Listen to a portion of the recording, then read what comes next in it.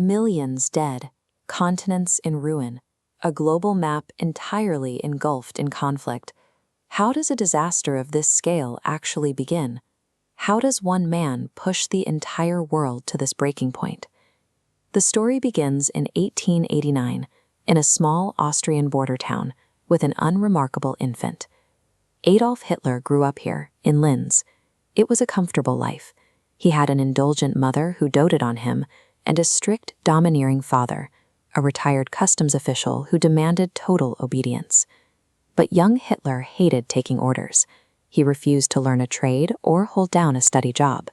Instead, he wandered the city in nice clothes, carrying an ivory cane, dreaming of becoming a world-renowned artist. When his father died suddenly, the only authority figure in his life vanished. He was free to pursue that delusion, packing his bags and leaving for the grand capital to claim his artistic destiny. In 1908, Vienna was an ornate, vibrant cultural hub. Hitler arrived expecting the Academy of Fine Arts to recognize his genius and welcome him in.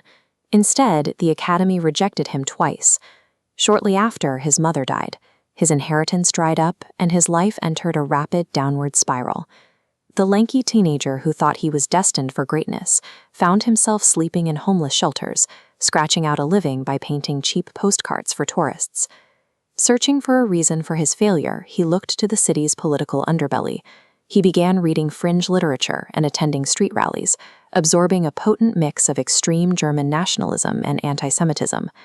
The misery of the Vienna streets stripped away his capacity for compassion.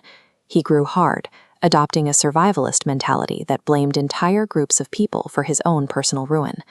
Despising the multicultural Austrian Empire, he fled to Munich. When war broke out in 1914, he immediately volunteered for the Bavarian army, sinking to his knees to thank heaven for the opportunity to fight. Among the mud and chaos of the French trenches, Hitler found a sense of belonging. The military structure gave his aimless life a violent purpose.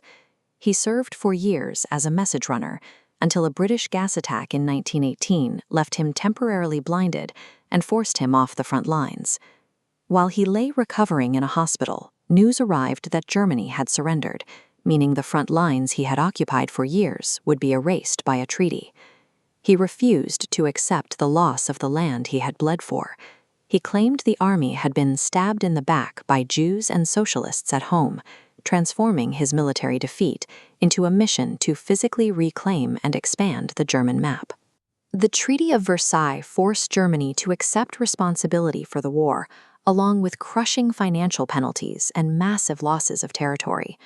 In the smoky beer halls of Munich, Hitler used this humiliation to build an audience. He attempted to seize power by force in 1923, resulting in a prison sentence.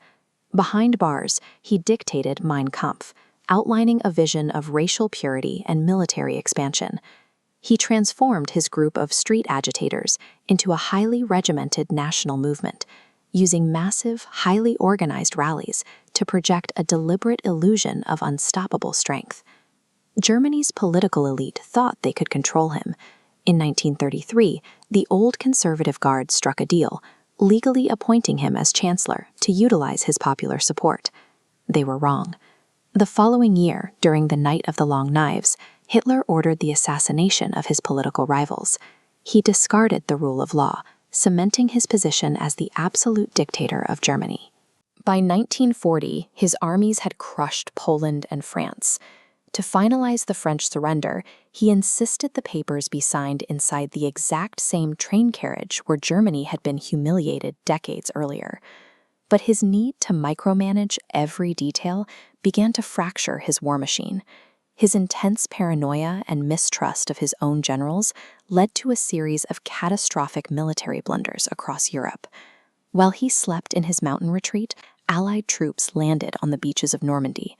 Crucial tank divisions that might have delayed the invasion were kept idle because no one dared to wake him for the authorization. As the war turned, his own officers plotted against him. In July 1944, a senior officer left a bomb in a briefcase at Hitler's forest headquarters. Hitler escaped with minor injuries, only because a heavy oak table shielded him from the blast. By April 1945, the man who sought to redraw the world map was trapped in a concrete bunker beneath Berlin. Above ground, Soviet artillery steadily pounded the capital to dust. With the empire he envisioned reduced to a few city blocks, he spent his final hours marrying his longtime companion, Eva Braun. The next afternoon, they retreated to his private study. They bit into glass cyanide capsules, and Hitler shot himself in the head. Outside, his regime collapsed into the rubble. Millions of lives had been extinguished, and the nation he promised to elevate was in ruins. Hitler's rise and fall illustrate a specific path: personal bitterness that weaponized national humiliation to redraw the world map, only to leave that map in ruins. It is a story that began with a failed artist's resentment and ended with the physical destruction of the ground he stood on.